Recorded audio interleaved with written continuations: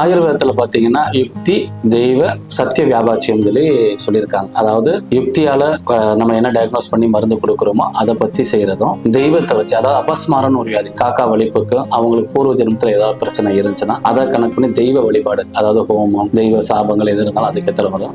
அதே மாதிரி யுக்தி, நமக்கு என்ன இருக்கோ, டாக்டருக்கு அந்த நோயாளிக்கு என்ன பிரச்சனை இருக்கோ அதை சரி பண்றதுக்கு அவரோட யுக்தியில வந்து டயக்னோஸ் பண்ணி கொடுக்கறது நம்ம ஆயுர்வேதத்துல இருக்கு. அதாவது பொதுவா வந்து எல்லா வியாதிகளும் கர்மத்தோட அடிப்படையில் தான் இருக்கு. ஆக்ஷன்ஸ், அதாவது பூர்வ கர்மா, இப்ப நம்ம என்ன இருக்கோ நம்ம கர்மத்தோட அடிப்படையில் கடவுள் நமக்கு கொடுக்குற தண்டனை தான் வியாதி. புரியுதா? அதனால வந்து இந்த வியாதியை பொறுத்தவரை கடவுள் வந்து இதுல சரி பண்ணிதான் அவர் அவரை நம்பிதான் இருக்கு. எல்லா மருத்துவம், ஆங்கில மருத்துவா இருக்கட்டும், ஆயுர்வேத மருத்துவரா நானா இருக்கட்டும், கடவுள் நம்பிக்கைன்னு வச்சுதான் மருத்துவம் கொடுக்குறோம். புரியுதா? உங்களுக்கு வந்து குணப்படுத்த முடியாத ஏதாவது வியாதிகள் இருந்தா எங்களோட மருத்துவமனை பாத்தீங்கன்னா மதுரை மாட்டுத்தாவணியில இருக்கு. அதே மாதிரி சென்னை கேக்கனர்ல இருக்கு.